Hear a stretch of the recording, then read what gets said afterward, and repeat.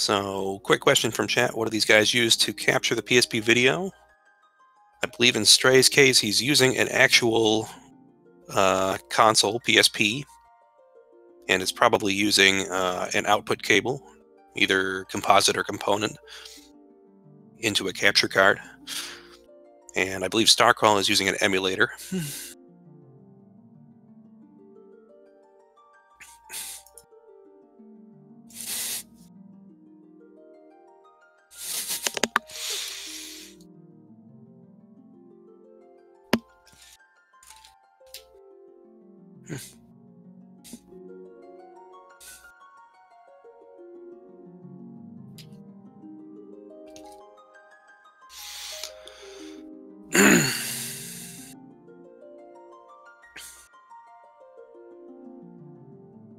So here we go. And another question. Yes, this is double elimination, but this is only a best of one situation, and both of these guys are currently in the lower bracket.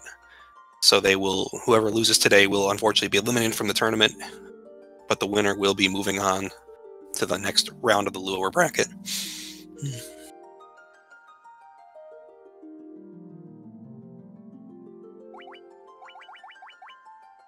Yes, there will be grand finals. They will be coming up in a few weeks' time once we've determined who is participating in those matches. So here they go. They're off right away. There's a very prominent glitch that features in this PSP version, which our runners will be taking advantage of very quickly in the opening. So the first thing they're going to do is they're going to walk here into the opening town, Cornelia, going to go into the weapon shop, and they're going to be purchasing a hammer. Now, they're not going to be using the hammer directly. They're just going to be taking advantage of an equipment glitch that's due to a programming oversight with the memory cursor that you can change in the configuration, and they're going to be glitching this, performing an equipment glitch with this, which basically every piece of equipment in the game has an item ID and is considered to be either a part of the weapons table in the game or the armor table. If you pick up an item that has the same ID as another item in a corresponding table, you can take advantage of the equipment glitch to basically duplicate copies of the other item from the other table. So in this case, the hammer has the same item ID for the weapon table as a piece of armor known as the knight's armor has in the armor table. So taking advantage of that, we can perform an equipment glitch and basically create copies of the knight's armor, which is normally available in Melman much later in the game, out of thin air. And we can also essentially ignore class or slot restrictions and equip that on all of our characters, regardless of whether or not they're able to normally equip it or whether or not they're able to put it in the appropriate slot.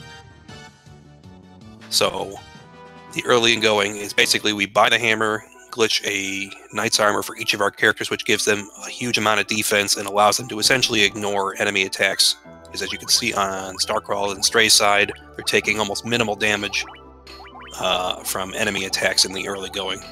And then we use this over the course of the run to make up for the fact that we have lower levels and overpower a couple of enemies along the way just to get there. So they've both gone here into the Chaos Shrine, and they duck into that little treasure room to pick up a leather cap. And by the same principle, they're turning that into a piece of equipment known as the Judgment Staff, which was not originally available in the NES or the PS1 remake. It was a bonus item added in the bonus content from the GBA versions, which is also present here in the PSP version. It has more attack power than any of the weapons we can purchase early on here, and additionally, if our characters use it in combat as an item, it casts Flare, which is the most powerful black magic spell in the game. So they are well equipped to basically knock Garland down with the staff, and then the upcoming fight with the pirates in Provoca, they can use the staff right there in combat and basically flare and kill the entire group in one go rather than having to smack them over 3 rounds.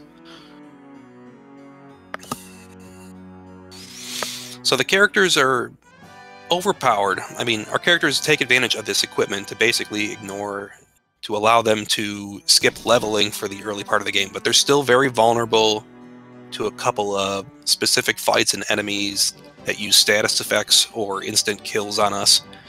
So while we're overpowered and well protected for the most part, we're still vulnerable in certain areas. So you may see them still take advantage of saving, which has also been modified in this version to allow you to save anywhere at any time. So they don't need to use houses, they don't need to use cabins or anything like that to restore health and MP. Additionally, some recovery items like Phoenix Downs and Ethers now exist in this version of the game. So they don't have to go to inns or anything, they can just go into item shops and purchase those items. So it has a lot of modern conveniences that weren't in the original versions of the game. And additionally, I mean, there's a dash function so they can move twice as fast in towns and dungeons. The memory cursor helps them out by remembering where the cursor was in combat or in the menus, and they just keep running. So we had 2 questions in the chat asking the same thing. What's the runtime of this? It's going to depend on the RNG that each of our runners gets, but roughly speaking, an hour and 30 minutes to an hour and 40 minutes due to the reduced level grinding needed for this run. So we can run around. There's only going to be a handful of minutes of grinding in the ice cave here, but otherwise they're basically going to be racing from objective to objective. So 130 to 140 is what I would expect for these runners based on their skill level, but that can vary widely with the RNG, like at least probably 10 minutes in either direction. I mean, 130 would be a great time. That would be better than either of these runners' PBs, but I mean, anything can happen in any of these races. Someone can easily PB by minutes in these if they get really, really good RNG and play very well with their execution in the menus and in their combat menus when they select what they want to do. So they're all set here, and they're just making their way over here to Provoca. They can pick up a ship over here, which will open up many more locations for them to be able to traverse. But in order to do that, they have to walk over here, just ignore all these enemy fights that they get into, and then take care of the pirates that are over here in Provoca. So we see Strays, the first one into the town here, but Star's not far behind, and no lead is what I would consider safe in this version. Runners have been able to make up deficits of anywhere from like 3 to 6 minutes over the course of an entire run. So you may see these guys fall behind and leapfrog each other quite often, especially in the early going, but there will be opportunities for them to catch up to each other. So Stray takes them out with using the Judgment Staff Flare that we had, and Star does the same thing. So Stray is just a couple seconds ahead of Star right now. So they're both going to pick it up, and then we're going to see what they do next, because there's a slight route divergence, I think, for these runners. So the pirates have a small chance to drop a leather shield, which can be used for glitching, and Stray didn't get it as a drop, so we can actually just go into the armor shop and purchase one here. Star, on the other hand, is using a slightly different equipment route based on the same overall route. So there's going to be a slight difference in where they shop and what they purchase or otherwise acquire in order to give them additional equipment that can, or spells that can help them deal with larger groups of enemies, such as this Sahagan group here. They can be somewhat difficult to run from, and they have higher agility than our party, so they tend to go early in the turn order and attack us and waste a bunch of time. The key to this run is going to be getting into and out of encounters as quickly as possible to waste as little time as they can. So to do that, we pick up a bunch of equipment over the course of the run that increases our character's agility, which factors into the turn order, as well as increases characters' run chances.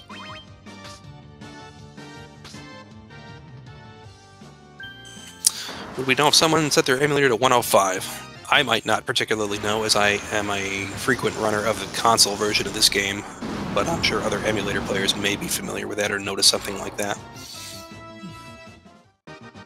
I'm one of the handful of people that are actually running on console in this tournament. I think the majority are running on emulator, as it tends to be easier to acquire.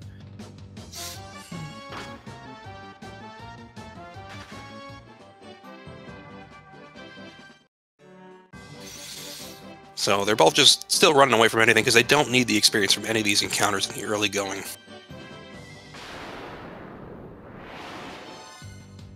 So Stray's on his way to Marsh Cave. Starcrawl hit the Elven Castle and just ducked in there.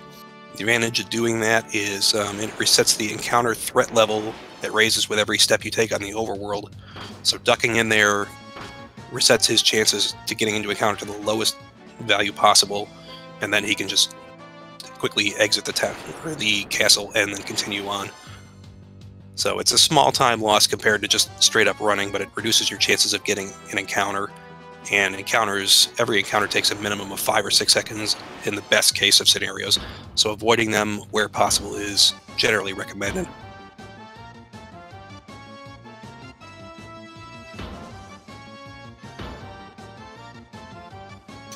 So Stray's motoring his way through Marsh Cave over here while Star's dealing with an ogre group, which is not particularly dangerous to us.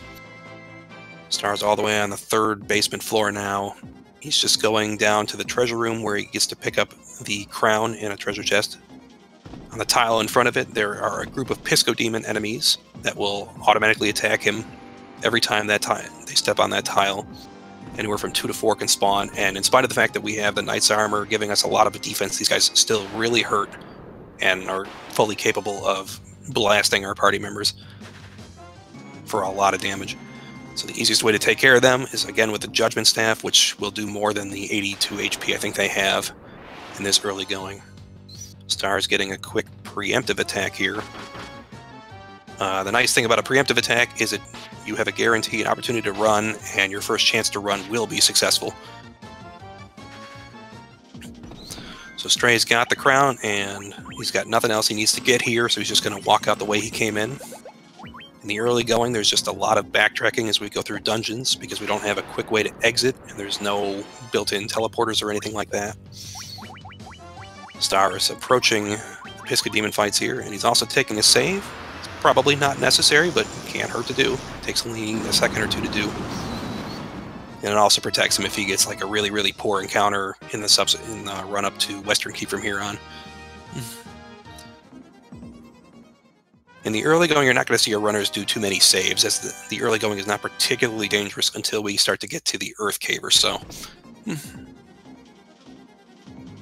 The only real exception here is large groups of enemy undead, which may be able to paralyze our party members. And if all 4 members get paralyzed, it's what we call a paralock, which puts you at risk of basically wasting a lot of time or wiping. That's about the only serious risk in the early part of the run, though. And it's still a pretty rare occurrence for most runners. So Star's back to the 1st floor. Stray's making his way over to Western Keep, where he's going to trade the crown to the Elf King. Except it's not really the Elf King, it's the Dark Elf Astos posing as the Elf King, who tricked us. He just wanted us to retrieve that crown for him so he'd have more power. But in punishment, we're going to smack him with a sword and use this Judgment Staff and take him down, hopefully in 1 round. He's going to attack with the melee characters, and if he does at least 80 damage with those characters, this should be a 1-round fight so long as one of the characters doesn't die from Astos using his death spell. So Stray should easily finish this in 1 round.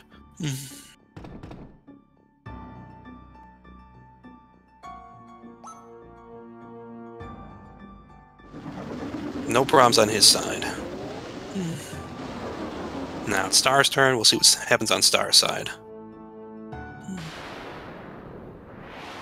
We're particularly hoping that Astos doesn't use his death attack, or that if he does use it, it's on a melee character, because we want our mages to gain experience over the forced encounters in the early part of the run, so that they will be a certain level by the time we get to Ice Cave, and then need to purchase spells later in the run. So if this matchup looks familiar, these runners did actually play each other twice in the group stage, and they were in the same group. And then by stroke of fate, they are meeting here in the lower bracket again. So this is now their 3rd matchup in this tournament. Star also having no problems with Astos here in 1 round.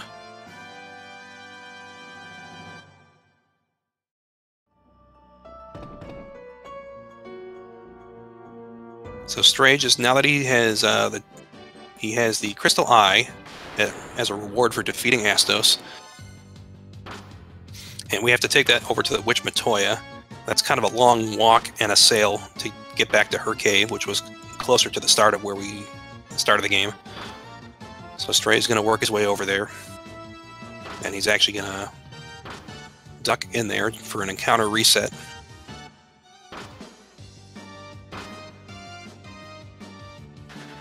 Stray's getting poisoned here, which is a little unfortunate. It just costs a few seconds of menuing time.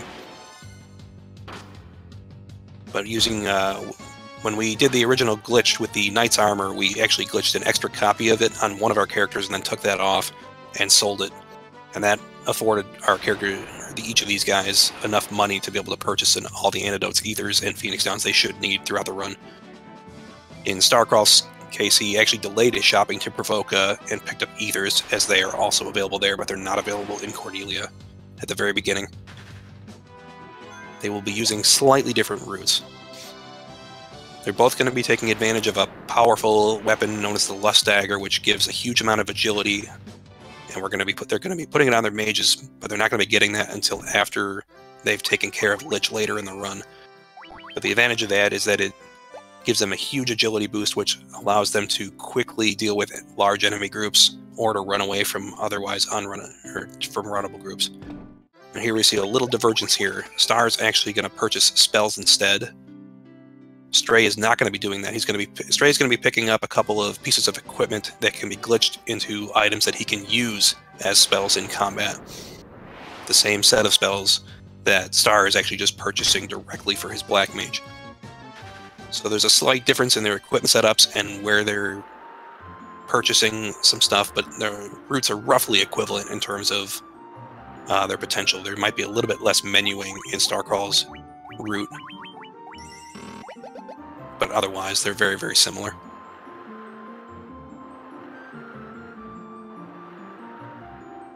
So since Starcrawl has Fyra and Thundara, he can now handle any sea encounters if he happens to get them here with his Black Mage, because they can be problematic if you're using Straevaras' setup, which is what I tend to do in runs myself. We still have the Judgment Staff to take care of them, but the Judgment Staff has a pretty long animation, and Thundara has a considerably shorter animation than using a Judgment Staff, so you save time if you can do enough damage with that. The same as the Judgment Staff. You basically save a good 5 or 6 seconds of animation time and just keep yourself moving. Star has made his way over to Matoya's cave here. So we take the Crystal Eye to Matoya and trade it for Jolt Tonic, which is what Stray has now. We take the Jolt Tonic back down to Elfheim, specifically the Elven Castle right next door, and we give it to the Elf Prince there, who's in a deep slumber. So the Jolt Tonic will jolt him back awake, and then he'll reward us with yet another key item as part of this early fetch quest of the game. So once again, Stray's getting a preemptive attack, which means that his first attempt to run will be successful, and he can queue attacks, and even he can queue a round of attacks on his opponents, and they won't attack that round. The opposite is an ambush, where every enemy that shows up gets one opportunity to attack our characters before we're able to input any commands or try to run away. So they're particularly hoping to avoid ambushes, especially from larger groups of enemies, because that can waste more time. If they get ambushed by 1 or 2 enemies, that's not as time-wasting. So Stray's got the Mystic Key from the Elven Prince as a reward, and this opens up a number of rooms that have been previously locked to us. The first of which is this little treasure room in the back of the Elven Castle. It's quicker to exit the castle and then re-enter in order to get around to that room than it would be to run across that map there and then get on the outside of the wall to get to it.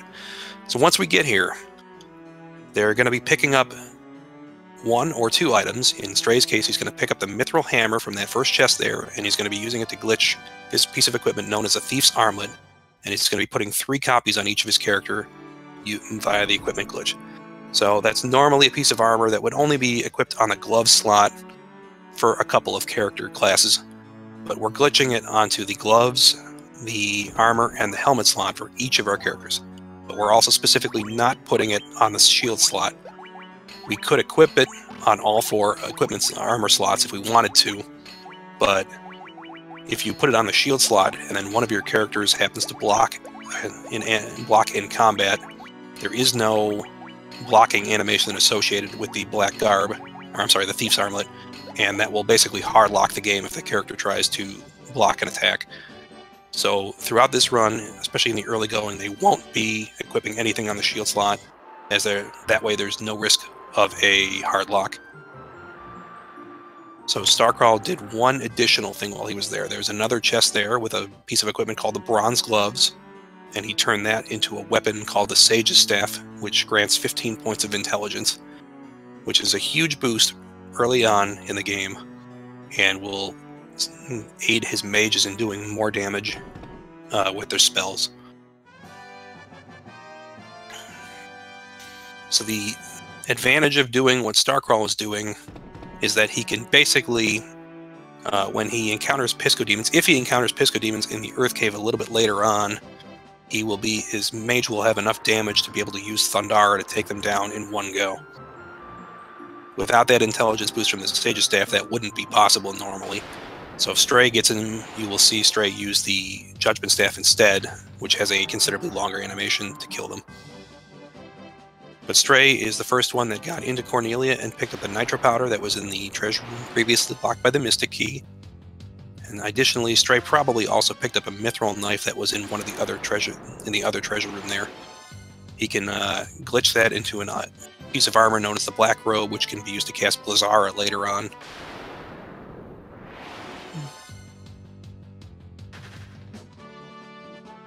So Stray goes here to Mount Dwerger once he has the Nitro Powder. In the early going we've been landlocked here, so we have to blow open a little canal so that we can sail through and reach the rest of the ocean and get to our first main dungeon, the Cavern of Earth.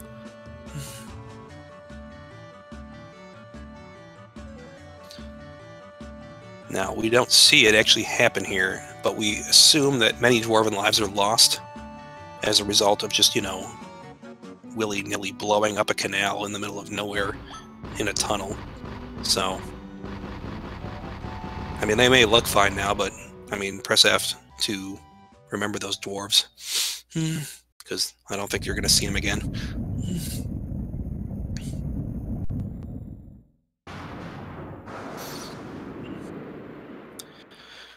So here we have Buccaneers on Stray's side.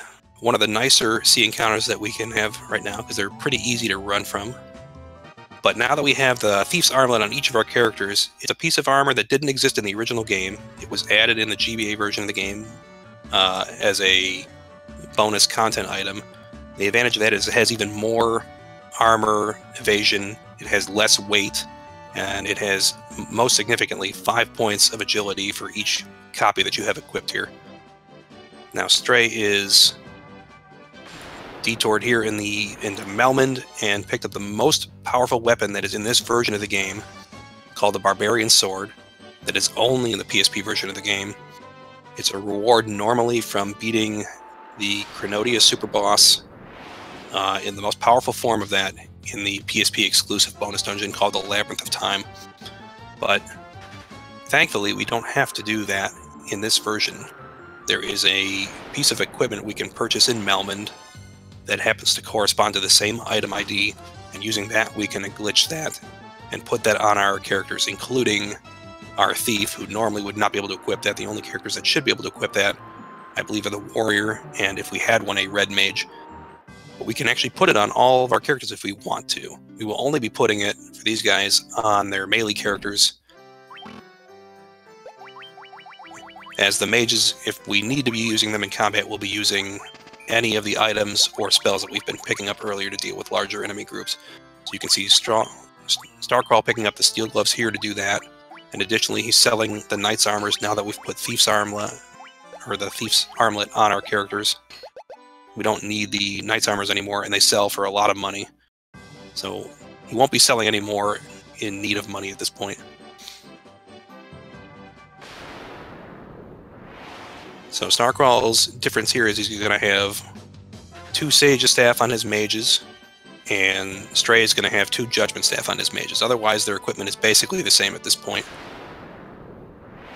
The Sage Staff give 15 points of agility, which is more than the Judgment Staff gives. Judgment Staff can be used to cast Flare in combat to kill larger enemy groups. But Starcrawl has purchased Fyra and Thundara to this point, so if he runs into groups, he'll be using those spells instead of using an item like that. One other thing Stray picked up was from the leather shield he got in Provoca earlier, he glitched an item known as the Mage's Staff, normally available later in the game. I believe in Sunken Shrine you can pick that up. But that can be used to cast Fyra. So if they run into enemy groups, you'll basically see Stray probably use such as this group right here. This is a nasty ambush here on Stray's side. And he took a safety save at the start of this floor, as Stray fell victim to a really unfortunate encounter in his last race, and he didn't opt to save, so that turned into a forfeit. And I think he's learned his lesson. Doesn't want to risk that again. Star is also doing the same thing, taking a quick safety save here at the beginning of the 3rd basement floor, as this is where the encounters can start to get dangerous or nasty for us. So Star's able to get away from that undead group. And you can see they're basically leapfrogging each other here. This is the group we really don't want to see on Star's side. These cockatrices can petrify our party members. And if they happen to ambush us, it's possible they could take out an entire party if there's enough of them that show up. And there's no recovery from that unless you've taken a quick safety save. Luckily, our guys each purchased golden needles so they can recover if a single or 2 characters are petrified or something. But if they happen to get ambushed and the whole party is petrified before they can act or otherwise cure it, then it's game over and they're going to have to basically reload their last save and continue on. And reloading such as that can often waste minutes if you did not save in a good spot. So on Starcrawl's side, we've already seen it on Stay's side. We're confronting the vampire here using our barbarian swords that we equipped. The barbarian sword has probably 3 times the attack power of Excalibur from the original version, so it's capable of one-shotting almost any enemy except for the elemental fiends or chaos, and does ridiculous damage at this point of the game. So Stray is off the 3rd floor, it looks like. So he's in the clear for now. He's just got to work his way over to the Giant's Cave now that we've picked up the Star Ruby that was in the chest just behind the vampire. This 3rd basement floor is a big decider in races, as it can be very nice to you if you get very few encounters, or it can be very nasty to you if you continue to get a bunch of ambushes or enemies that can do a lot of damage to you, or if you happen to run into Pisco Demons, which can slow you down as they're unrunnable. So there's a number of enemy formations that you may encounter throughout the game that you may not be able to run from. And if you happen to get into combat with one, you don't get any feedback that you cannot run from these enemies. You can attempt to run from them, but you will never succeed. So if we run into one of them and you see them fight that is most likely the reason they're going to be fighting it, is because they don't have a choice but to fight it in order to advance, continue on. So Stray is out. He's all the way over here to the Giant's Cave with an early lead here.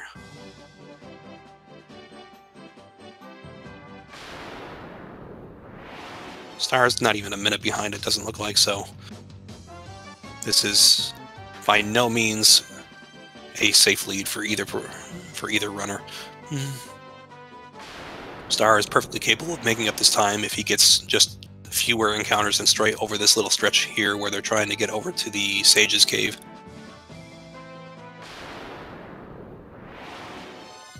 So Stray gives the Star Ruby to the Giant, who moves out of our way and becomes this little staircase here. As we can't actually see what happens to the Giant, so that's just what I assume happens, is that you feed a Giant and he becomes a staircase. Because he was heading in that direction. Starcrawl side, he's just doing the same thing here. He's got a little bit of a wolf ambush, which is slowing him down a little bit here. But Stray's made it here over to the Sage's Cave. He's going to talk to the Sage now that we've defeated the vampire. He's going to reward us with the Earth Rod. So this is a key item we need to be able to access the bottom 2 floors of Earth Cave.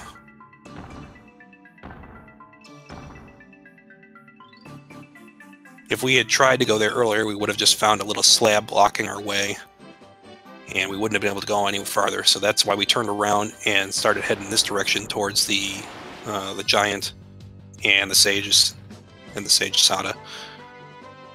So now they both have to make their way, after they get the earth rod, back to the Earth Cave to get to the bottom floors. So that just requires them to obviously take this little path back over to the Giant's Cave, go through the Giant's Cave, get out, and walk back to the Earth Cave. So it's just a few minutes of backtracking while they work their way there.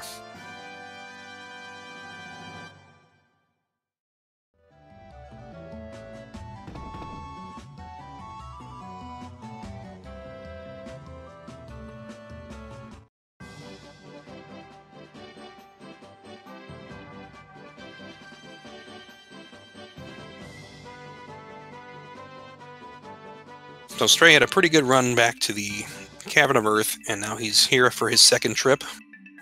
Star is in the Giant's Cave, getting an encounter on the last possible tile before he would have gotten off that. Each time you switch floors, or you switch locations, or enter the world map or something, the encounter level resets to the lowest level possible. So getting an encounter on the last tile before hitting a staircase or reaching an exit is really unfortunate and pretty much a time waste here. So Stray is getting poisoned here by these werewolves. So he's probably going to take a quick menu to clear that up with his antidotes. So anytime poison's not particularly dangerous to us. Our characters, if we wander around with poison, take 1 point of damage on every tile they walk while the status is active. And if they reach the end of a combat round, they take some damage there as well. It's a little animation that plays where you see that damage taken. So that actually loses time if they remain poisoned for long. But there are certain points where we can take advantage of poison to reduce our character's health. In this early going, we're going to eventually be trying to set up a grinding session where our mages get a bunch of experience against Evil Eye and Cavern of Earth. And the quickest way to do that is to make sure that our warrior and thief are dead at a certain point. So they're probably not going to be healing their characters much, their melee characters, from this point forward, as they want to be keeping them relatively low so that Evil Eye can use his Thunder attack to try to finish them off. So they're going to be trying to keep them between probably 20 and 70 HP, maybe a little bit lower. I mean, Thundera usually does about 70 minimum. So we're going to hope Evil Eye uses that when we get there, and we're just not going to heal our characters to try to make sure that happens. So on Stray's side, he's had a pretty good B3, which is one of the longer floors on this particular dungeon. And it's the key, one of the few keys is you want to just try to deal with the RNG that you get in terms of which encounters are encountered. There's no way to manipulate encounters in this version of the game, so whatever our runners run into is what they're going to have to deal with. And that can make significant differences in the amount of time it takes for each of them to deal with it. So here on Star's side, we're seeing Pisco Demons, and he's going to have to take care of these to move on. Stray is getting these cockatrices, which are runnable, but they can be somewhat dangerous, so he may opt to kill them if for some reason he feels threatened by them, or if they're, you know, proving to be problematic to run from. Star's made it through as B3 as well. He might be having a slight controller issue, as he's been having those in recent races. So if you see him pause for a second where it seems like he had a chance to run, that's probably the reason why, is he's having a slight controller issue. On this fourth floor, we can again see more Pisco Demons here, and cockatrices also can appear here, as well as some undead enemies that may paralyze us. So we're just hoping to avoid those encounters on this floor. So this is one of them on Star's side. He's got one character paralyzed so far. That's 2 characters paralyzed. He may use he may try to run, or he may use his spells here. Now Stray has reached Lich down here on the final floor. He's actually healing his mages for later, because that's not going to have much of an effect here on this fight, particularly, and most importantly, he's safety saving. I mean, the reason we want to take a safety save here is because Lich can open with Blazara as his first attack, and if we don't attack quickly enough, or if our characters don't do enough damage, that will pretty much wipe our party regardless of their HP totals. So Star can't really survive, or Stray can't survive a Blazara if Lich happens to cast it here. But if he does enough damage with his melee characters before that happens, that's not a problem. So no problem on Stray's side. Star is still not very far behind. This is still only 20 or 30 seconds behind. But Star should have done the same thing here. Should have taken a safety save. Looks like he's a controller issue, it looks like. So yeah, Star can't survive a Blazara either. But he's just hoping his melee characters can do 1200 damage to take down Lich before that happens. If we have the safety save and Lich happens to Blazara us, we can just reload right there and just get right back into the fight. Each time that happens, that can lose probably 15 to 20 seconds or more. So it's not ideal if it happens, but these runners each have a way to deal with it. So Stray's the first one out through Lich, and now he's going to make his way over to Crescent Lake. There's an NPC there that, now that we've defeated the Lich, will reward us with a canoe, which is another travel item we need in order to reach a couple of destinations from here on out. But they won't reward it to us until we've defeated the Lich.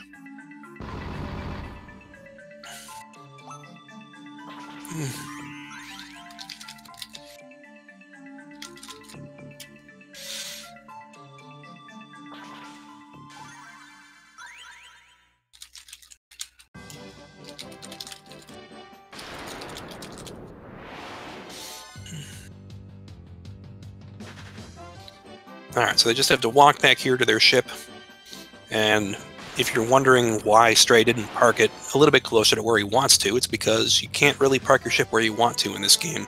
The only ways to get it, the only place you can actually disembark your ship is at these dock tiles, or if you have a canoe, you can dock next to a river and then take the canoe onto the river. So later games in the series allowed you to dock your boat or ship anywhere you wanted to, but in FF1, you have to specifically dock it next to these dock tiles here. So we often have to park it and then just take a long walk to get to our next destination. And that always affords us opportunities to get into random encounters, which is not great. So here's Star on his way, sailing over here. Now that we have the Thieves' Armlets on our characters, sea encounters are not particularly dangerous to us, as we tend to have enough agility on our characters at this point to be able to run away from encounters quickly. But I mean, if Star feels like he wants to take a sea encounter down, he does have Thundara available to him. And Star actually parked a little farther away than the closest dock tile. The advantage of doing that is that walking over the dock tiles does not raise the encounter threat level, so you will not get encounters on those dock tiles. So it reduces the number of possible tiles you can get an encounter on if you walk over more of those. But there's a slight time loss compared to sailing, because sailing moves twice as fast as walking on the overworld. But getting even a single encounter, or reducing even the number of encounters you get by even one on a certain stretch, can save you 5 or 6 seconds easily. So Stray goes here to Crescent Lake and stops first in the item shop. He's selling a couple items here he's picking up.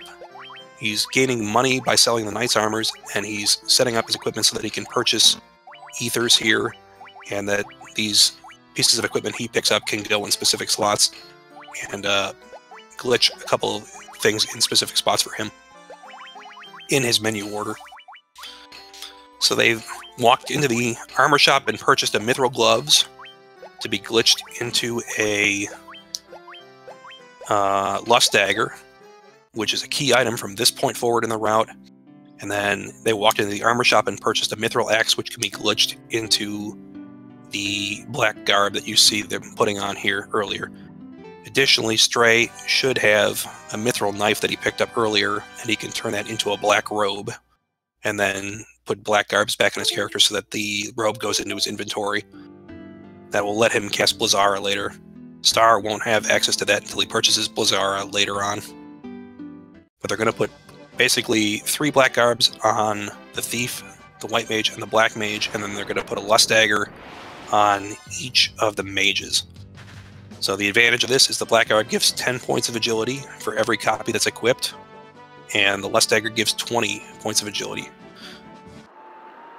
So the mages will have basically 50 points of agility on top of their normal stats from this point forward, and that gives them a huge edge when trying to run from combat encounters or if they want to act earlier in the combat order.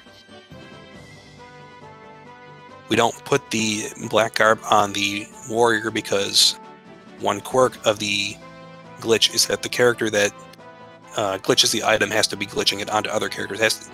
A character has to be able to equip the item that we want to glitch from, and the only character that can do that is the warrior. So we don't have a convenient way or a quick way to glitch the item onto the warrior. And additionally, the warrior is going to be getting killed off pretty soon.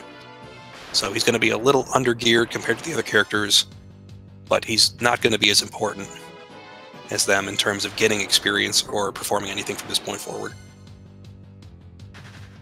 So now that they have the canoe, they can navigate this little river area to reach the Cavern of Ice, and this is probably going to be the biggest equalizer in the race, if there is one, as Cavern of Ice can be real nasty to our runners. So here we see Star is actually taking the lead here. Star is healing his Thief, and healing his mages, and contrary to what he said he was doing earlier, he's actually taking a safety save, which is highly recommended here, as a number of things can go very wrong.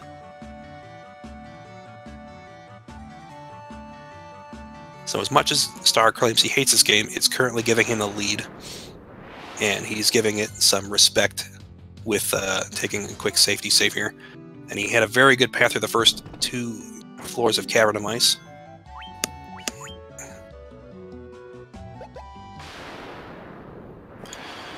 Additionally, he's getting this Dark Wizard fight, but it's a preemptive, so it's not particularly dangerous to him here. He's actually making great time in this early going. He's had very, very few encounters, and very nasty encounters. But this one that he's running into here is a forced encounter when you step on this tile. The only way to progress through some of these floors is to fall on some cracked ice, and then drop down to lower floors. Now, what I think happened there was, I think Star got Pisco Demons or something really nasty, and he opted to take a reset. Oh, I see. He saved before that forced tile. That's good. That was a good idea, because that obviously wasn't happy with what happened there.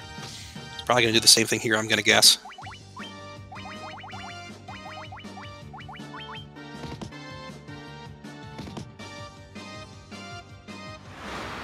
He's having a bit of trouble with this group here, so he's going to use his Judgment Staff. He did have Fire Up, but he opted to use the staff instead. Stray's having issues with having a much harder path through the ice cave so far.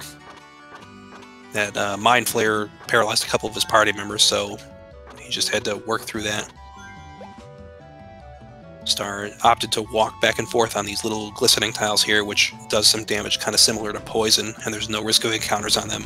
He specifically did that to drop the HP of his Thief to a more safer level so that for the upcoming grind.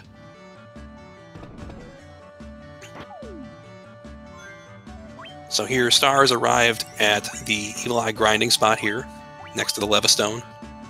So he healed up his mages out of the danger range of Thundara, and then he's gonna basically just defend and hope that the Thief gets killed off, either through these attacks or Thundara. Preferably Thundara, because Thundara will hit everyone, and it's low enough to kill the Thief right now. These gaze attacks may do it too, depending on which one hits them. This is not very good on Stray's side. These are white dragons, which can do a lot of damage to our party if you fail to run from them. And he did fail to run, and they went off with their Ice Storm attack, which kind of wiped them. So they're both having a little trouble here in the ice cave. Stray's going to have to start it over. Star has a save back at the just before the forced spike tile earlier, if he has to go back to that. So this is going to keep Star in the lead right now. Star picks up the Levistone here, which we'll need for him to get the airship a little bit later. And now he's going to begin the grind. So every time he steps on this tile, it forces an encounter with the Evil Eye. And he's just going to attack with his mages as they have enough damage to take him down.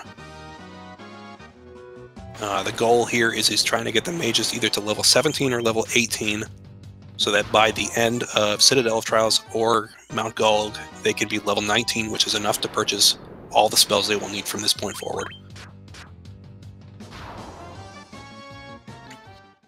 He's killed off the Warrior and the Thief, because in doing so, experience is only split among remaining party members. So basically the mages get double the experience if they're the only two standing in the party from each encounter. So that shortens this grind. He needs to get, in general, your characters will be about anywhere from level 10 to level 12 when they reach this part of the, and sometimes maybe even level 13. So he just needs to get up to level either 17 or 18. It depends on the runner's choice of what they want to do. So Star is already 17 here, and he's going to keep fighting, either for 1 or 2 more combats, probably. He's going to do 1 more, and that should guarantee level 18 for his mages.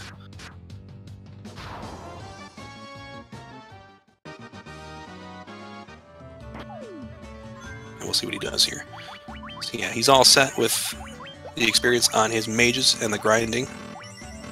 So he's going to resurrect the Thief from this point forward to see if he can get some additional experience for the Thief, to try to get the Thief haste when we purchase spells from this point forward.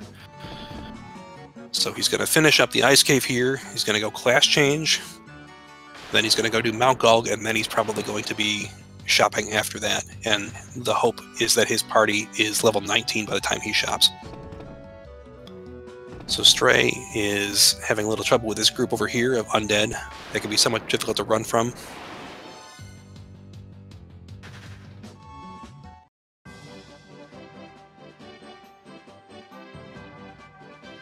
Yeah. So right now this has given a considerable advantage to Starcrawl, the Ice Cave, in spite of the fact that Starcrawl even reset once or twice, because he had a much better overall run, and he took a very timely safety save at a good spot, which only lost him seconds. Stray, meanwhile, had a really unfortunate wipe to White Dragons, and he only had a save at the very start, so that cost him more time. But Stray, on the other hand, is all set for the grind at this point.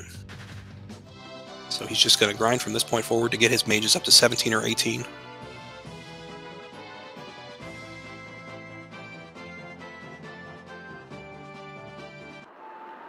Hopefully Stray doesn't forget to pick up the Levistone, as some runners have done that in prior tournaments, and that is a huge time loss if you happen to walk off the section without picking that up.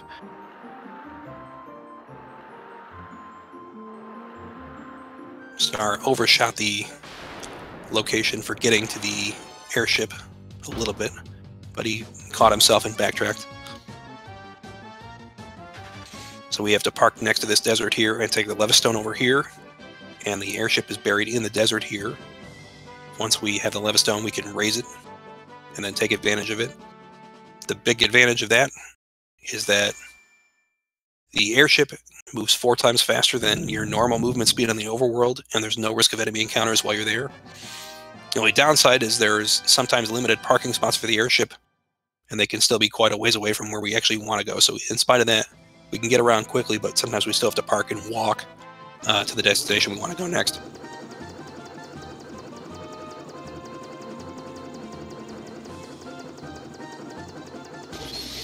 So Star finds the closest landing spot we have to the Citadel of Trials, and he's going to work his way there. I will actually be right back. I just need to grab a drink of water, guys. So bear with me in a second.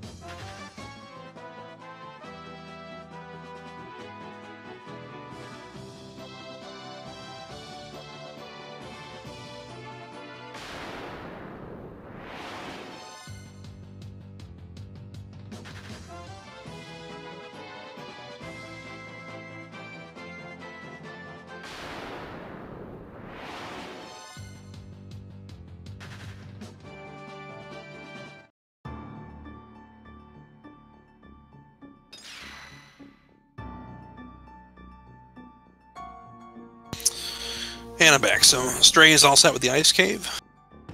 Starcrawl here is beginning his trip through the Citadel Trials. This second floor, there's no encounters on the first floor. The second floor is a little bit of a teleporter maze. So casually, runners may have some difficulty working their way through that. These runners should know exactly which teleporter they have to take in each of the rooms. If they happen to take the wrong teleporter, it just sets them back to the start of this floor, which is just a time loss.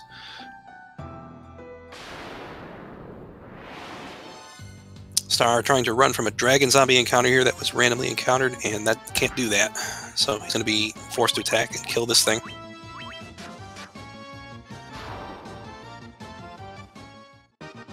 Stray is almost there and has had a pretty good trip to go pick up the ice or the airship here in the desert. So I think Star took the wrong teleporter. It looks like he's repeating this floor, which is a mistake I haven't seen runners make very often.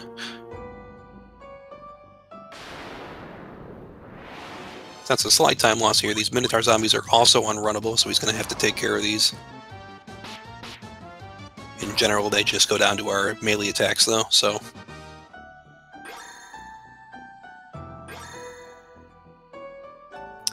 yeah, it happens.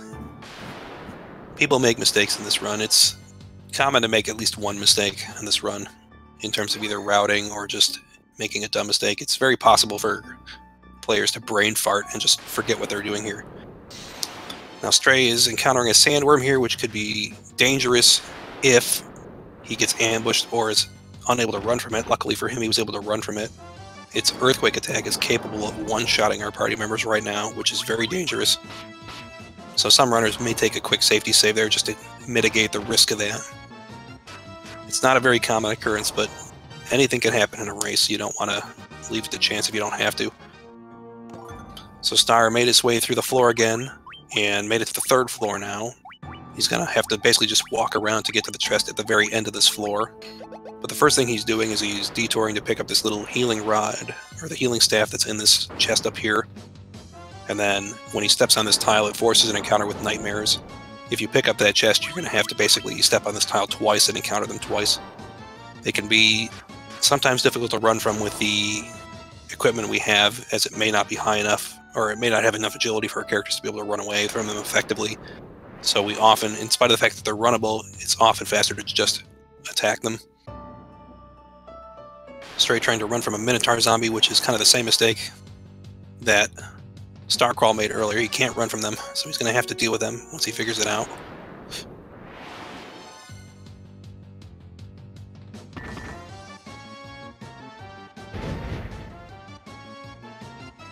Star getting ambushed by these Rakshasas, and they're using their longer animations, which is a little unfortunate. But Star now has the rat's tail here, and he opted to skip a chest where he can pick up gauntlets earlier, as since he has Thundara, the gauntlets would basically do the exact same thing if they were used as an item in combat, so he doesn't need them. Stray, on the other hand, is going to be picking them up. Additionally, when Star picked up the healing staff earlier, he was then able to basically glitch it immediately into an item called the Lordly Robes and put it on his Black Mage, so that the Black Mage gets an intelligence boost. It's a piece of equipment, or it's a piece of armor that grants, I believe, 20 points of intelligence on a character, which is a huge boost, and will speed up the amount of damage his guy does in when casting spells. Stray will also be getting that piece of equipment. He'll be picking up the healing staff as well, but he won't be glitching it until he class changes in this route. He's getting Medusas on this side, and they're using the really long animation, the gaze attack over here. Luckily for him, they're not actually petrifying anyone, because that would be a little unfortunate. But Stray's going to detour and pick up this chest here to pick up the gauntlets. Since he doesn't have Thundara's spell, this will be his way to deal thunder damage to enemies that are vulnerable to it later on. And then he's going to pick up the rat's tail here. And then as he steps in front of this little throne here, there's a forced encounter with dragon zombies before you can exit out of here. So he just has to take them down and then move on. Star has picked up the rat's tail and taken it over here to the Dragon King Bahamut, who accepts it as a proof of our courage. whatever that means. I don't know why our rat's tail is so special anyway. But we heroically retrieved it from a chest in the Citadel, so I think that makes us heroes in his book.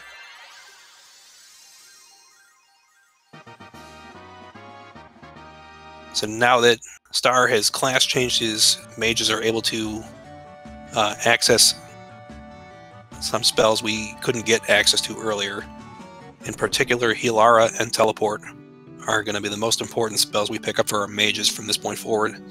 Healara will be our easiest way to deal with basically healing characters in any situation that needs it. We don't really need it until Chaos, but it can save some time if we need to restore health to our party members. And then Teleport will save us a lot of backtracking time in upcoming dungeons. So once Star is all set, he goes here to the Desert Caravan and purchases the bottled ferry that's there. He's going to be doing quick little errands before he heads to Mount Gulg. Additionally, in this version of the game, after you've purchased the bottled ferry, an additional menu of items opens up for purchase from the merchant there in the caravan. And he purchased, I believe it's 11 Giant's Tonics. This is a consumable item that can be used in combat to raise a character's maximum HP by 200 for the duration of that combat. It's going to feature pretty much only on Chaos, but it's a safety measure in case our characters don't happen to level up and get enough HP to survive some of Chaos's more dangerous attacks. So it takes almost no time to go pick those up, but it's a nice safety to have just in case of that.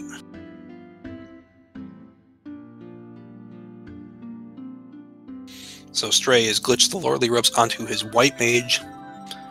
So the main difference of this route from this point forward is that Star has been purchasing offensive spells like Fyra, Thundera, and Blizzara so that he can use them on enemy groups as an alternative to using the Judgment Staff to clear, as they each have shorter animations than the Judgment Staff flare animation is, and that can save him time if he gets into certain enemy encounters.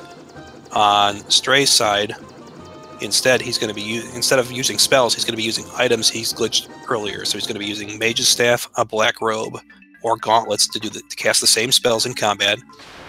But he's set up his party so that his White Mage will be using those in combat if he needs to.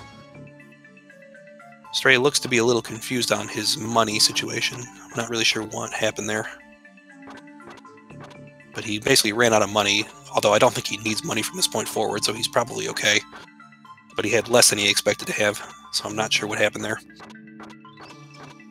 Shouldn't be an issue for him. Looks like he's having a little bit of a moment while he tries to figure out what he's doing next. Star makes his way through Mount Gulg over here. You'll notice he's favoring stepping on these lava tiles rather than the stone tiles, as while you take damage on these lava tiles, there's no risk of enemy encounters. So each party member will take 1 damage for each tile that he steps on, but this will reduce the number of encounters that he's likely to get throughout this entire run. And he's getting a really unfortunate one here at the end.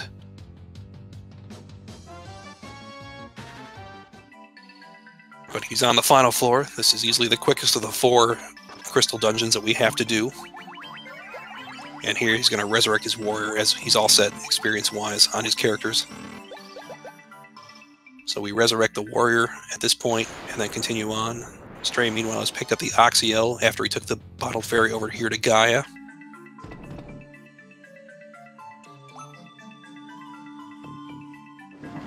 So here Star is confronting Marilith with a slight lead here. Stray is just entering the Mount Gulg. So Stray's only about a minute, maybe a minute and a half behind, I'm going to guess, right now. Still anybody's game at this point, because a minute and a half time can still be made up easily, especially in the last dungeon. But Star has no problems with Marilith at this point. She's kind of a pushover with the equipment we have. And the worst she can do is cast Fyra against us, which just doesn't do enough to take us down. So Stray's here. There's 5 floors here in Mount Gulg, and there's 2 different sections for B3 and B4. So he's on the second part of B3. Now he's on the second part of B4. And this is the last floor before Marilith's floor.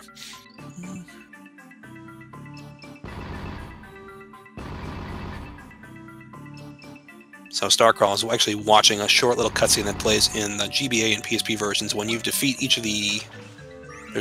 There were a number of bonus dungeons added in the GBA version that are also present here in the GBA version. And each time you defeat a fiend, a short cutscene plays showing you the bonus dungeon opening up. It doesn't actually factor into this run, it just is an extra cutscene that slows it down a little bit.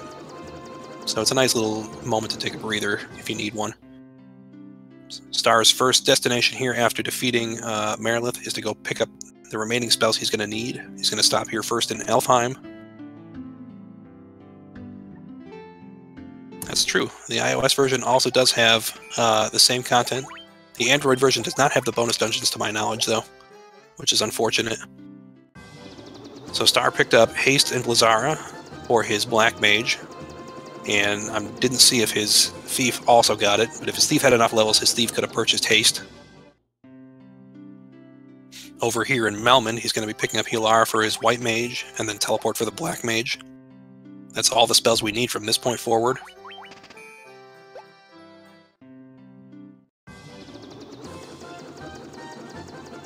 So Star's basically done everything he needs to do to be able to reach the next dungeon from this point forward, which is the Sunken Shrine. So he just has to make his way over to the landing spot here, and then walk to Onrak. And since he has the Oxy Ale from going to Gaia earlier, he can go straight in there. Unfortunately for Star, he's trying to run from this Ice Gigas Winterwolf combination, which is unrunnable. Lucky for him, the Winterwolf didn't do its little Ice Storm attack. But Star's still going to have to take a little time lost dealing with that group. You can rarely encounter a couple of unrunnable formations in this section here in the lead up to Onrak and the Sunken Shrine. So Stray's in the middle of his shopping now. The routes their routes are basically converged at this point. There shouldn't be any serious deviations from this point forward. So Star has a bit of a lead.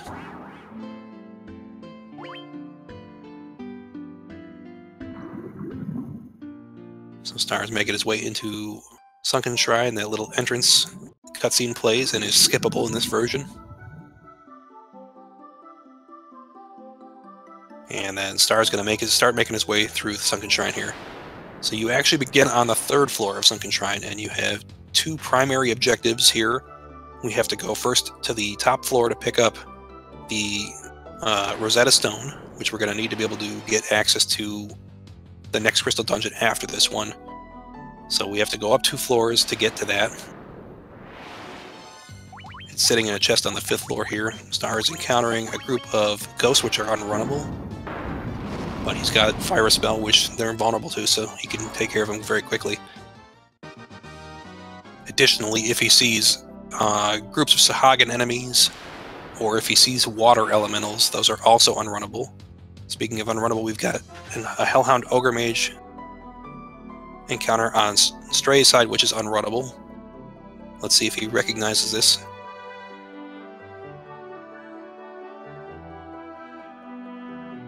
Yeah, he's going to deal with it here. His best bet is the Black Robe there with his White Mage. We'll take them down. Star made it to the 5th floor. There's no encounters on the 5th floor, so you just have to walk around to this Rosetta Stone chest here and pick it up. And then once we have that, we see our first use of the Teleport spell to backtrack. So Teleport will take you back to the very end of the previous floor you were on. So he's going to teleport back, which is going to put him back on the first floor he came in on, the 3rd floor, and then he's going to head in the other direction to get to Kraken.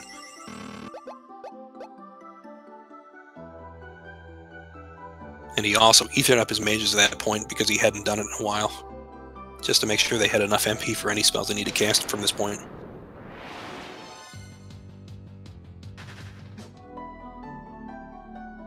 So here we see Stray entering Sunken Shrine while Star is on the second half of it. Star is actually going to make one detour on the second last floor to pick up an item for glitching. There's a light axe in a chest on the 2nd floor he can pick up. And you can turn that into an item called the Survival Vest, which is, again, is another bonus content item from the GBA and PSP versions of the game that has even more agility than the black garbs we're currently wearing. And that's, at that point, it's gonna be the highest piece of equipment we have of armor on our characters that we'll be using for the rest of the game. So Stray gets into the Sahagin encounter, which is unrunnable, and he uses the gauntlets he picked up in the Citadel to be able to cast Thundar to take them down quickly. And he's getting another group here. So Star's here at the Light Axe chest. He specifically approached it from the right side because the other sides will give you a forced encounter. And now he's going to be putting Survival Vests on all his characters to raise their agility even further, as high as it'll go, in terms of through equipment at least. And he's also specifically putting additional Lordly Robes on his White Mage to raise her intelligence so that she can deal with certain enemy groups even more effectively.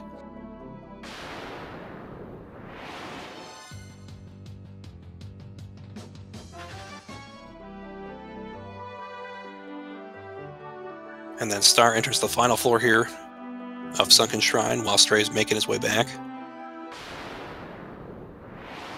On this final floor here, he's getting these water elementals, which are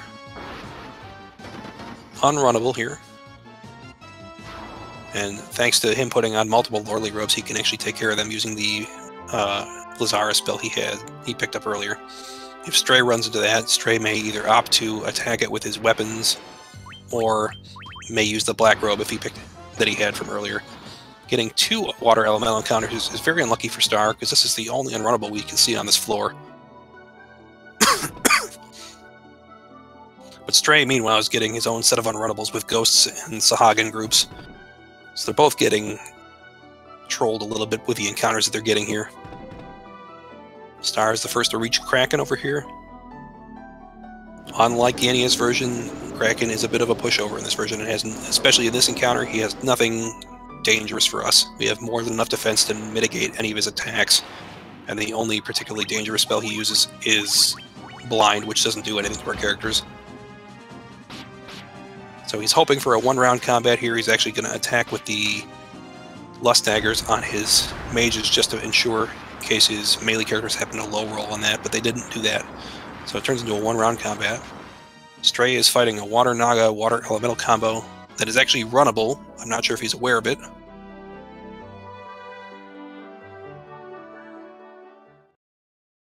Running into that, I mean, that is the only exception if you happen to see a Water Elemental. If they are paired with a Water Naga, that formation is runnable. If you see a formation with only Water Elementals, that is not runnable. So fighting an unnecessary battle is just not a good idea at this point because it wastes your time. Stray's just getting a lot of unrunnables in general, so this is really slowing him down compared to Star. So Stray picks up the item and is going to do the slightly different menu here, but the same general idea. He's going to be putting Survival Vests. In this case, he's going to be putting 4 Survival Vests on his Black Mage, it looks like.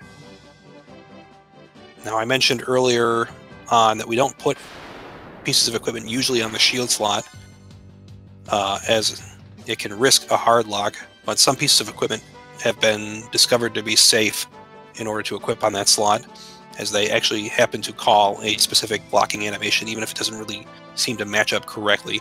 They actually do have one.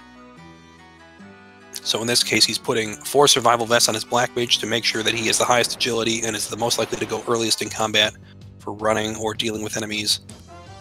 And then he's going to be putting 2 Lordly Robes and 2 Survival Vests on his White Mage here. So she has a nice mix of intelligence and agility to be able to act early in combat and do enough damage to kill larger enemy groups that are unrunnable.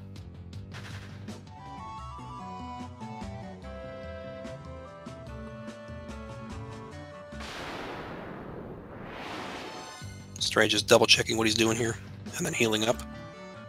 Star, meanwhile, has made his way to Waterfall Cavern. In order to reach the next dungeon, we need 2 key items. We need the Warp Cube and we need the Chime to be able to access the Flying Fortress and get to Tiamat in one go. In order to get the chime, we needed the Rosetta Stone we picked up earlier in Sunken Shrine to be able to take that to Melman to translate it, so that we can talk to the NPC who will give it to us. And additionally, we need the warp cube that is granted by the robot NPC in the back here of the Waterfall Cavern. So he goes first to Waterfall since it's closer. And this is a one-floor dungeon with a lot of encounters and a lot of has a pretty high encounter rate compared to most areas. And Star is just not sure what he wants to risk. So he's going to opt to use the Judgment Staff. I'm going to guess Pyro is probably enough there, except maybe for the Pyrolisk. Stray is getting an unrunnable Water Elemental over here. So the Black Robe might not be enough to be able to kill them. I think it is at this point after you've done the 2 Lordly Ropes on the White Mage. But just to be safe, he's going to use the Judgment Staff here to take care of them. And Star, meanwhile, actually, Stray's right here at Kraken. Star, meanwhile, is getting this room here with the robot that has the Warp Cube. And then he also picks up a ribbon in this chest. And then is actually going to be glitching that on all of his characters. So glitches work both ways in this case. If you have a ribbon, you can glitch an item called the Gigantax. If you have the Gigantax, you can glitch the ribbon. It works both ways in that, but in this case, we don't actually want the Gigantax for any use. We just want to turn the ribbon into a Gigantax so that we have an item in our inventory that lets us glitch more copies of the ribbon. It's the only such glitching that we do in this version. It's the only situation where we do that in this particular run, because every other instance where we pick up a piece of equipment, we just pick up the item we want to be able to glitch into the other one. So if we pick up the Light Axe, it glitches into the Survival Vest, and we just do that immediately. We don't have to like pick up a Survival Vest, turn it into a Light Axe, and then get more, and then turn it into more Survival Vests or anything like that. The ribbon's the only instance where we have to do that. So Star has opened a bit of a lead here as he works his way towards the Flying Fortress. Stray is all set here with Sunken Shrine. And he's probably a minute or two behind right now.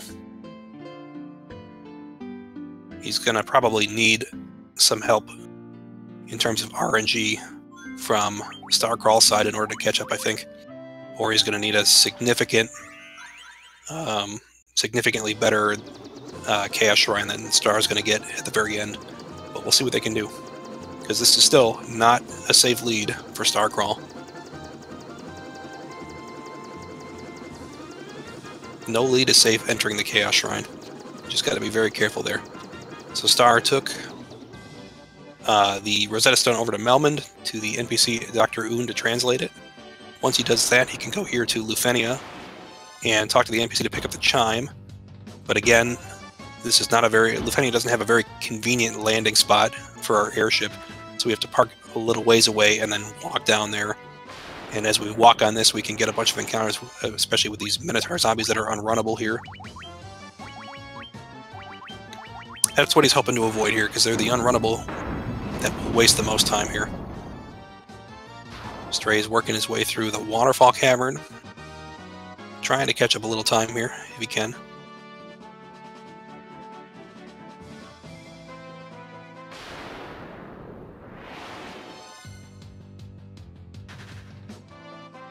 Yeah, a number of items have been renamed in this version to probably more accurately represent what they were originally named, but we miss all the interesting names like Floater, Slab.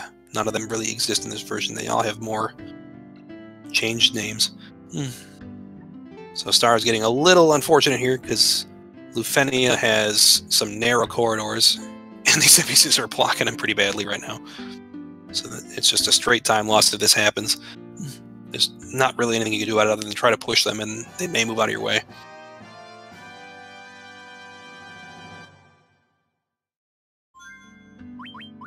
Stray has the ribbon and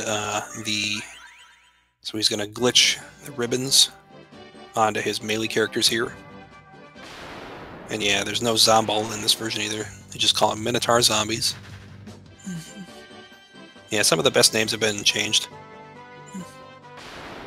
It's unfortunate, but it's a reality. So Stray's got his ribbons, and he's got the warp cube, and he's all set here, so he's going to teleport out, because it's way faster than walking out of that cave. Way too many encounters there.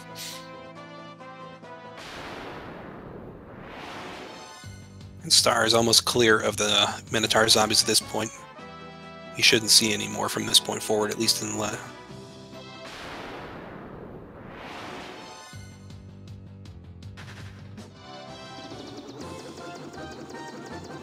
So Star goes here, a short distance away, and parks here to get into the Mirage Tower. Once we have the chime, we can enter Mirage Tower. Mirage Tower is actually just 3 floors long. This second floor is easily the longest of the 3, and usually features the highest encounter rate as well. But there's nothing we can't run from. The only exception is a blue dragon. If he happens to run into that, it's unrunnable. Everything else is runnable.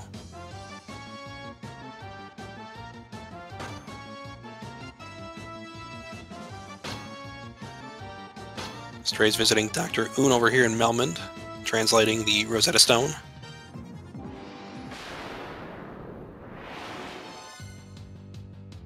And then he's going to teleport out once he's all set here. Go back to his ship and start heading over to make the walk to Lufenia. So here goes Star, is still working his way through the second floor. He's got to go on a bit of a counterclockwise path to get through this.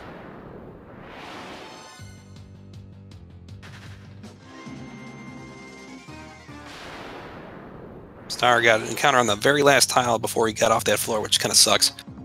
And now he's here on the 3rd floor, still just hoping to avoid blue dragons. There's going to be a forced blue dragon encounter when he enters this room here on the 3rd floor, though. He's going to have to kill it.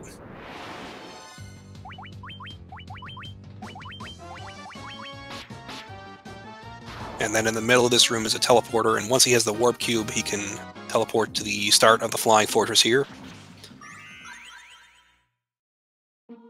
So the Flying Fortress is another dungeon right afterwards, 5 floors. We don't need anything from anywhere on this floor. We don't have to fight anything. We don't have to detour and pick up any items. He's just got to walk from the start to Tiamat and hopefully avoid as many encounters as he can.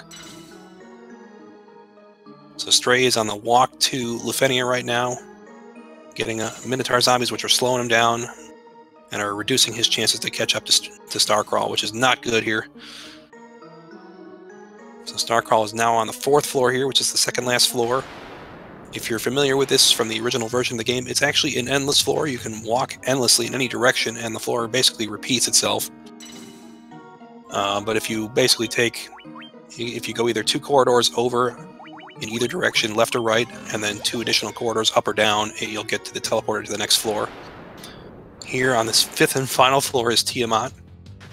It's a long little bridge that we get across, and there's also a chance of a war mech encounter, which we're really hoping to see, because it's pretty hype. Haven't seen one yet on Starcrawl side, and we're not going to see it before he gets to Tiamat. We may see it on his way out, and Stray also has a chance to possibly get one as he gets over here. But Stray's kind of fallen behind at this point, and it's going to be difficult for him to catch up this much from this point forward without a huge mistake by Starcrawl.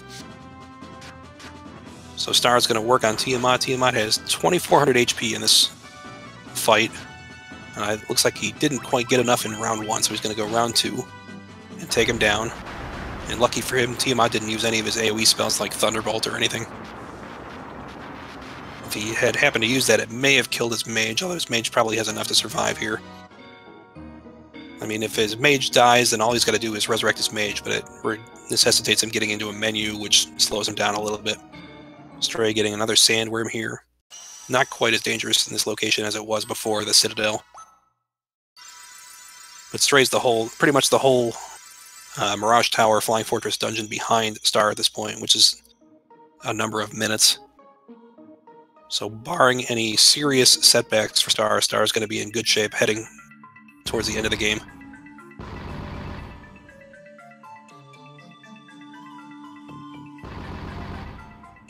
So here we see one last bonus dungeon cutscene for Starcrawl, and then after this he's going to be heading out of Flying Fortress. And he got no encounters on the way out, so no war mech on his side. He's just got to head back to his ship and then head to the Chaos Shrine, which is going to be the final dungeon of the game.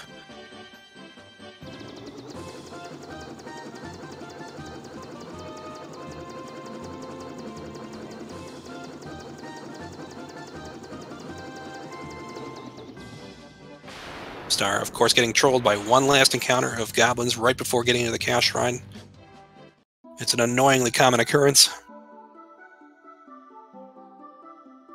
The true gatekeepers, the goblins. And here in the PSP version, this is where the Labyrinth of Time opens up once you've defeated all the fiends. This short cutscene plays when you enter the Chaos Shrine, and the NPC heads to the very back of the shrine, showing you a door that opens up. Unfortunately, in the 90% version of this, there's nothing to be gained from going in there, so we don't actually see anything going on. So we just instead head to where we fought Garland at the very beginning and touch this orb here with the crystals that we powered up. So, on to the final dungeon for Star. At this point, he's going to basically healing and ethering his party up, and he's also taking a safety save here, which is a good idea because this is a nasty dungeon as well. Stray, meanwhile, is working his way through the Flying Fortress. Star is off to a good start here in the Chaos Shrine, not getting too many encounters on the first 2 floors. And even this encounter is pretty generous on the 3rd floor.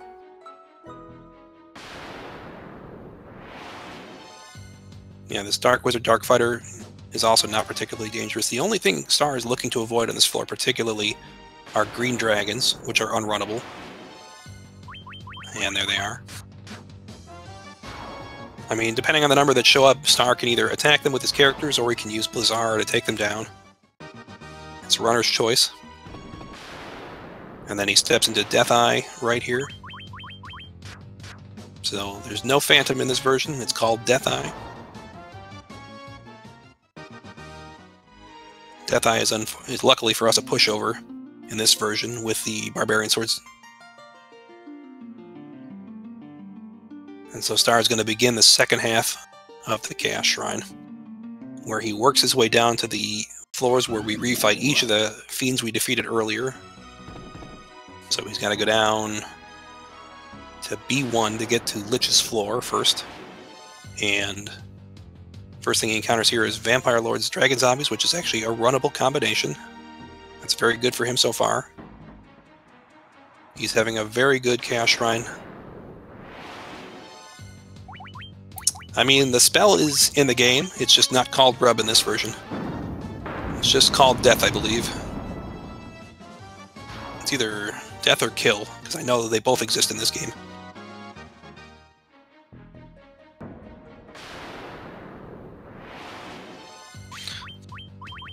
This is probably the most dangerous floor from this point for Starcrawl, is these white dragons. If he happens to have trouble running from them, can be dangerous. Stray having some difficulty with Tiamat, because Tiamat used Thunderbolt. And Stray's mages don't have ribbons at this point due to the setup he's using. So they went down, unfortunately. That's usually not game-ending for him. So, because, I mean, his melee characters usually will survive that. Starcrawl on this side getting purple worms, which are unrunnable as well on this floor.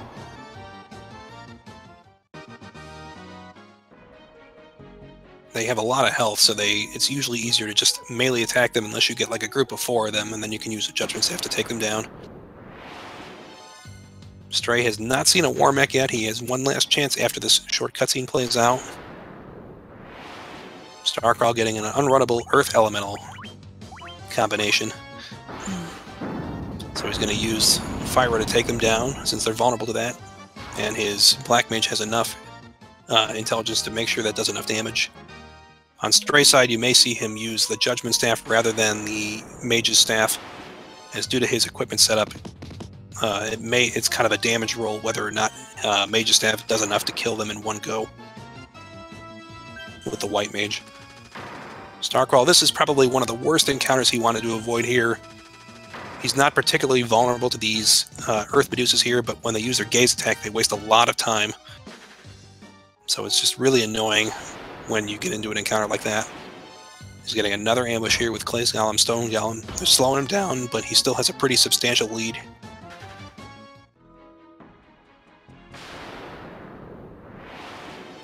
Another unrunnable group here of Earth Elementals.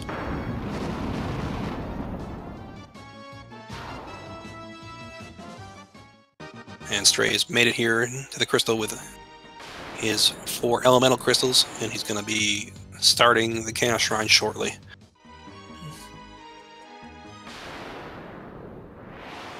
Another terrible ambush for Star on this side. The more gazes that happen here, the more time is wasted.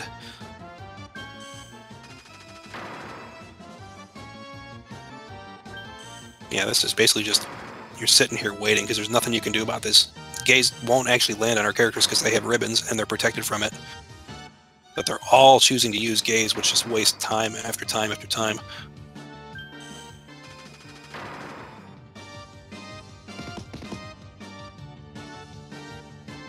There's really nothing Star can do about that either, other than just get luckier that he didn't get him in the first place. Star is healing and saving before encountering Lich for the second time here, as Lich can use Flare as his opener in this one, and we don't want him to do that, because that will probably kill 2 of our characters minimum.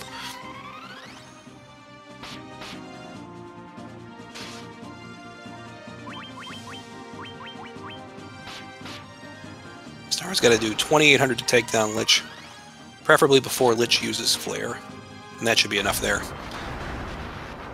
So Star's in pretty good shape from this point forward. That was just a really terrible floor for him. Stray has made it to Death Eye. I know he saw some green dragons as well. So he's probably... Stray's 4 floors back right now, I believe. And it may be 5 by the time this plays out.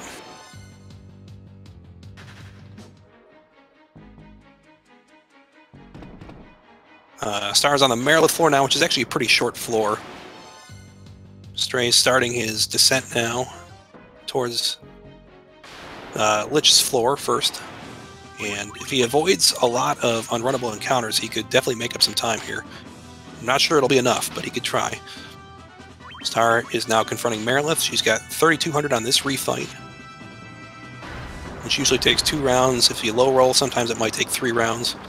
She didn't use Faraga, so the advantage of that is he doesn't have to spend time healing up or menuing to deal with it. Now Star is on the 3rd floor.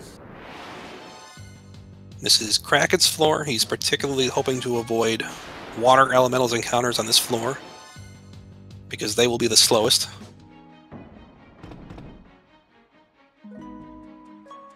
Stray is almost done with this first floor, but he got 1 last unrunnable encounter. And now we're getting water elementals on Star's side. Both of them having to deal with an unrunnable encounter. So now Stray has made it to Lich's floor. He's only 2 floors back at the moment, but they're kind of long floors, and he's also getting this Earth Medusa ambush that Star got, which is really, really annoying, because that's basically killing his chance to catch up while he stands there. And additionally, his mages are not protected necessarily against petrification with his equipment setup, so they may be petrified, even though the chances are pretty low. Both of his melee characters have a ribbon, so they're not at risk of getting petrified. Star starts the fight with Kraken here. Kraken's a little bit more dangerous in this version, as he can use Thundara. And he also has more HP, so he's got 3,600 in this fight, which again, our characters are capable of 2 rounding if they get very good rolls, and if not, usually 3 rounds.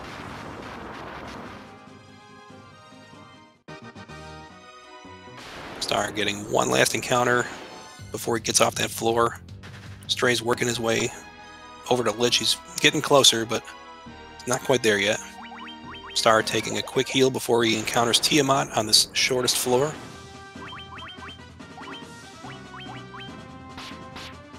Tiamat can do quite a bit of damage with his attacks in this version, and he also has 5,500 HP, which is a huge jump up from Kraken's 3,600. So this can be a 2 or 3 round fight depending on what happens here.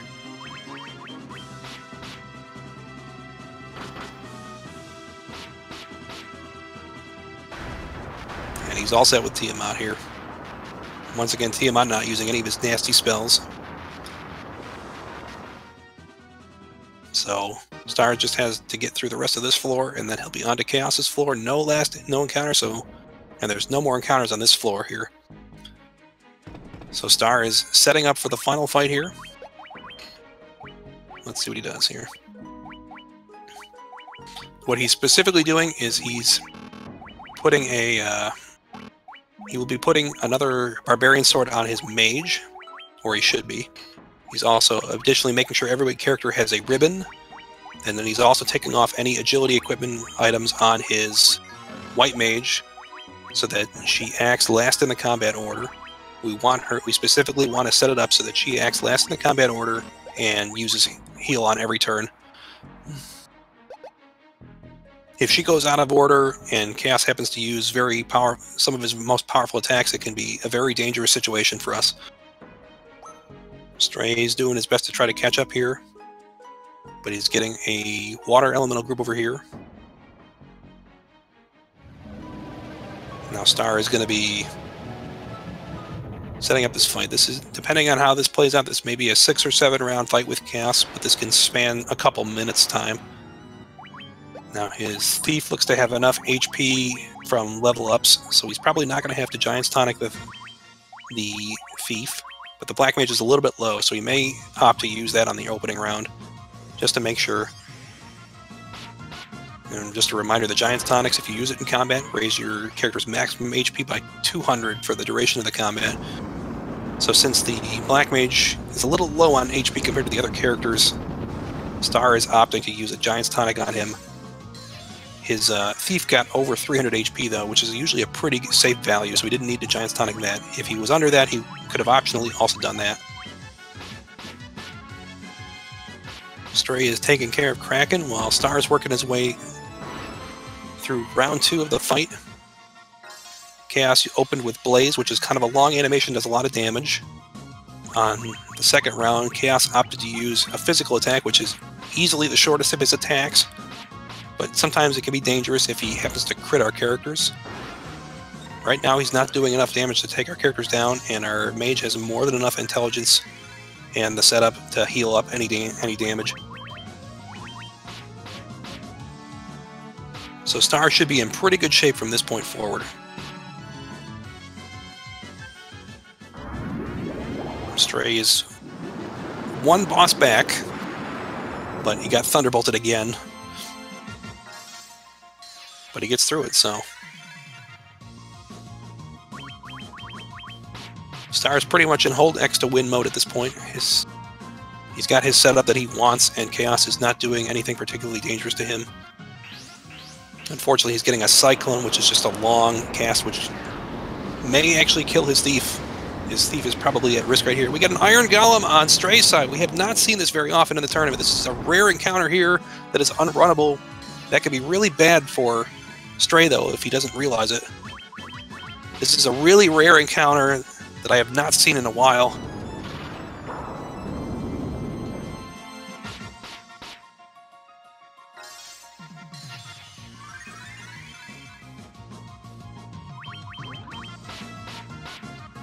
That was a really interesting event there. I've not seen that. But in spite of losing his Thief, Starcrawl has recovered and is able to take down Chaos. It says 132.47 on stream, but we see a 132.49 time in SRL, and that is GG to Star. So with that, he will continue on in the tournament. So this game that he proclaims to hate, and that he proclaims hates him, they're still going to be playing together.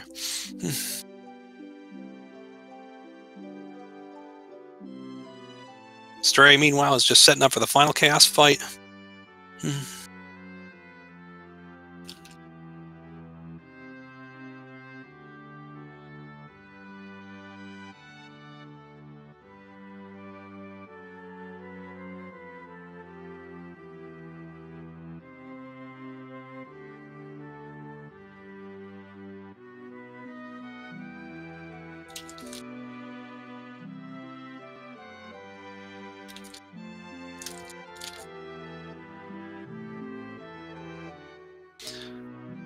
So we're, unfortunately, since we started so late today, we're going to unfortunately not have time for interviews today with Star. But I mean, please, everyone, if you haven't already, share your congratulations with him and your GGs in chat. We'll have Stray finish this out for us.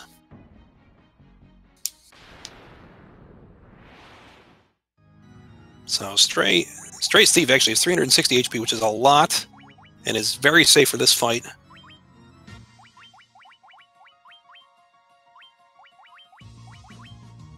But his Thief might be, or his Black Mage might be a little bit low here, so he's going to use a Giant's Tonic just to make sure that he has enough HP to survive.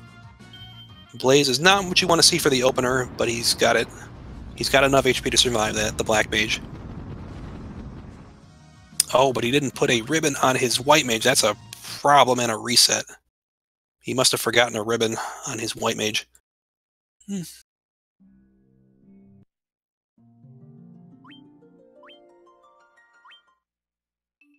That wasn't the right save.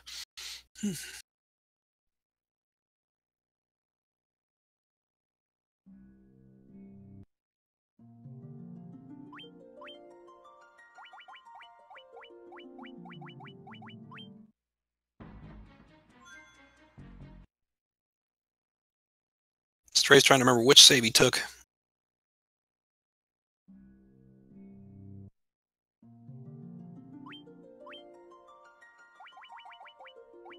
There it is, that should be the one. But he just goes right into combat again, which probably means he didn't fix the problem that he had.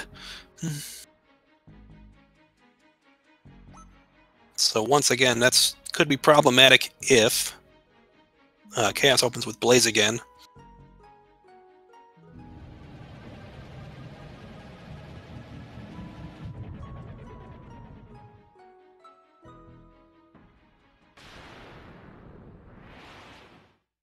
We'll have to see what happens here. But he's going to have to basically, once again, tonic up the Black Mage so that he can survive subsequent AoE rounds. He should be okay against Blaze in the first round. He doesn't want to see Blaze because if his White Mage doesn't have the proper setup, she's not going to survive it. So he gets through round one. But again, she'll be at risk at Blaze. I mean, and she'll be forever at risk of Blaze unless he does. He just doesn't Blaze. We'll have to see what happens here. But the general strategy is to haste up each of the Warrior, Thief, and the Black Mage and have them go to town with Barbarians and Swords while the White Mage heals up. And you just sometimes have to alter that depending on whether or not your character's got enough HP level ups to include Giant's Tonics in the opening rounds. So now this is Blaze here. If he didn't correct it, this might be a wipe on the White Mage.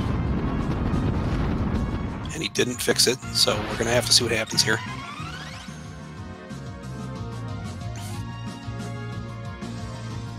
This is a bit of a problem for Stray, because without a healer, he can't really survive AoE attacks.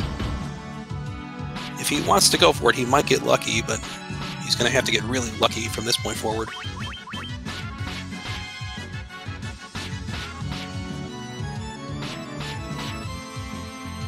Tsunami's unfortunately probably going to be a wipe for his Warrior and Thief.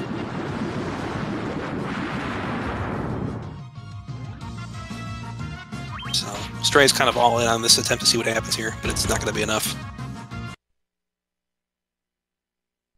So this is what happens if your equipment setup is incorrect, unfortunately. And unless Stray realizes it, he's going to be struggling with his fight.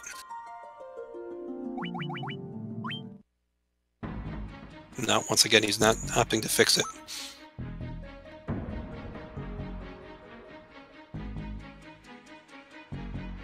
Now, unfortunately, it seems he's forgotten to put a ribbon on his White Mage, which is making her particularly vulnerable to Blaze. And seeing as Blaze is one of the most likely attacks that Chaos can use in the early rounds of this fight, it's proving problematic. If Chaos uses all physicals, or if he uses, like, Blizzara, he might be okay.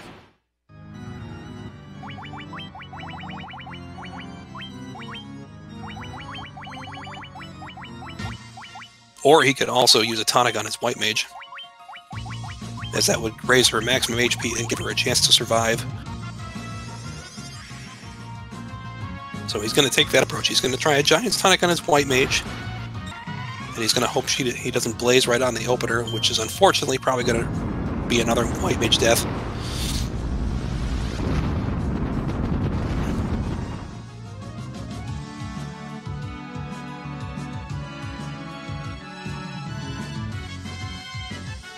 And I think that's enough for Stray. I think Stray's had enough at this point. It looks like he has now forfeited.